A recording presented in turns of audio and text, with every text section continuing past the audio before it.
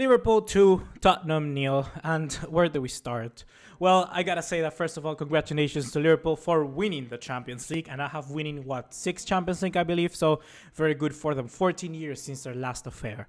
Overall, I gotta say that I kind of come to the conclusion that finals now cannot be the good, amazing finals of old. There's always have to be something that is gonna change the tide of the game. The start, well, we got the penalty. The penalty that was by Sissoko, and it's kind of surprising how much of a full turn this has been for a player like him, starting all the way Newcastle. People still saying he was good, but some cases just proved to be clumsy as fuck. And this time around, he has to have, well, a handball taken against him. A handball which, in my opinion, wasn't. I believe it wasn't.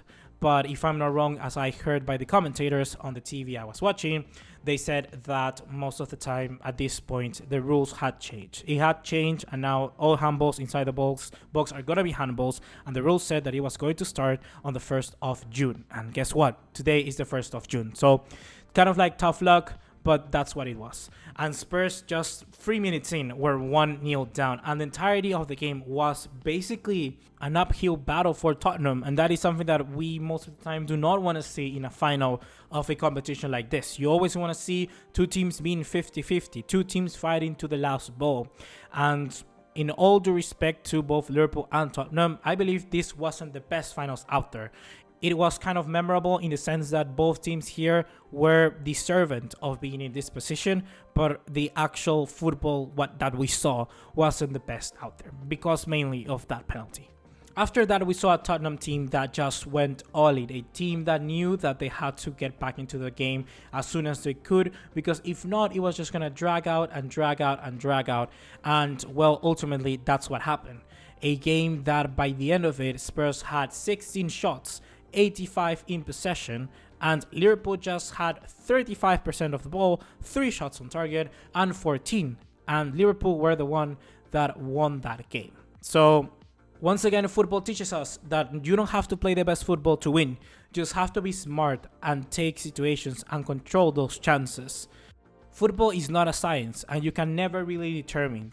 That is why I love this sport, and most of us do. Because if we take this, and I say that to Barcelona lost the game against Liverpool because they were doing that, because they were trying to keep their chances and not playing their own style of football. But well, in the final, Liverpool did that and they won. So it's never going to be an exact science, and you always have to just give it your all for the full 90 minutes. And I can say comfortably that both teams did. The only thing that I can question, the loser, in this case Tottenham, is that Pochettino, I think, should have done a little bit of extra changes, either with their starting 11 or as the game progressed. I think the Harry Kane should have entered. I believe the Harry Kane gives you a boost motivationally and also footballistically, but footballistically, they could have been far enough greater with someone like Lucas Moura from the get-go and having someone like Harry Kane coming in from the bench. Imagine being 60 minutes in or 70 and Liverpool in their minds still knowing that Harry Kane can come out of the bench and have an impact.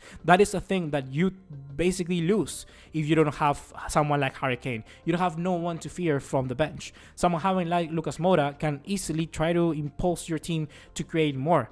Tottenham couldn't break Liverpool down. Liverpool were a team very solid in defense, and Tottenham couldn't find their way through.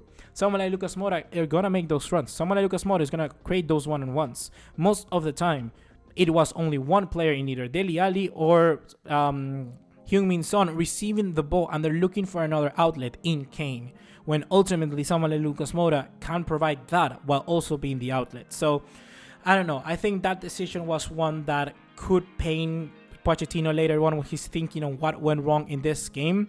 And then later on, I believe that he should have also kind of included more players. By the 60th minute, Spurs were already playing through balls and already trying to look up long. Just introduce Llorente if you're gonna do that, because Kane is not way near someone like him at this stage. And plus, Kane wasn't, I believe, at the rhythm. Like I said, Kane is an amazing player, but as an impact player in this kind of situation, in these circumstances, would have give you a lot more than from starting, because he's always playing at a different rhythm than the rest of the squad. And that ultimately paints the squad overall, because they don't find the lines of passes, they don't understand each other, and after all create clumsy, just attacks like they did in the very first half. Most of the balls Tottenham lost in attack was because either a long ball, a hard touch, or just basically misunderstanding between the players. You need to have an entire team that have cohesion, and this Spurs side, even though they were the best 11 that they can have and put on paper, it wasn't the most solid, it wasn't the most played, it wasn't the one that was much sharp. And something that I want to talk about but doesn't really resonate too much with Spurs and Liverpool is that I just realized that so many times, so many teams are afraid of losing. If you're already losing, nothing's gonna change that. The margin is going to increase, but by putting yourself just a little bit step closer to winning, taking an extra risk, that's how you are actually gonna show your character and work harder to eventually possibly get a comeback. That's how teams like Spurs played against Ajax. That's how Liverpool played against Barcelona. That's how we've seen teams like this create those amazing moments in this incredible Champions League, because you're always closer to winning than losing. And today, I believe both teams had that on their mind. Of course, it's going to be a final, and that's the only thing that pains me to see, because this final could have been incredible, could have been absolutely wonderful. And even though I say Liverpool won 2-0, most of the game was 1-0. This game could have given us a lot more, and that's the only thing that I walk away here from saying. I think that this final could have been incredible, could have been amazing, could have been memorable, because we had two very good attacking teams. And ultimately, just the fear, you being scared of losing, just takes over. And that's the main reason why I think Spurs lost today, because Pochettino threw, I think, things out the table. He has been an incredible manager thus far and made the best substitutions and changes in the game against Ajax.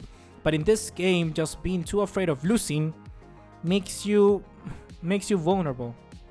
And for Tottenham, what I'm trying to say is that basically I'm not singling out some players. You could say that some Dele Alli, some players were not at their level, but if you lose as a team, and that's good. But if you win, you also win as a team.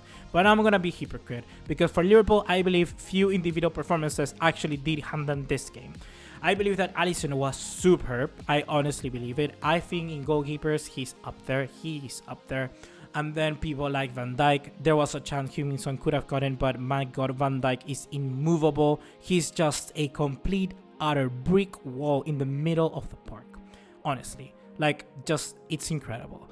And then people like Sadio Mane has improved throughout this season, just very good. What he added into this game, I believe, something that I didn't see in many others, is that centrally he creates so much more. He can do it in wide positions, yes, incredible, but centrally he was superb. He really was. He was the player that managed to connect in so many occasions the defense line to the attack, because Liverpool have a very different midfield to most, because they just have energy players. They just have players that track, bodies, move, run, pressure. That's what they do. They don't have a playmaker in the midfield. If you see them, who's the playmaker? Henderson? No way. Fabinho? Not a chance. And Wijnaldum? Not even close.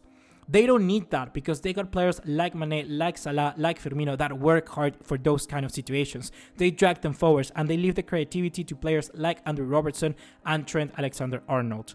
Both of them as well were superb in this game, and I'm scared to say that they may just be the best fullbacks right now. Certainly the best right back. I don't think there's a better right back than Trent Alexander-Arnold in this situation, really. In this case, at this moment in the world, there isn't.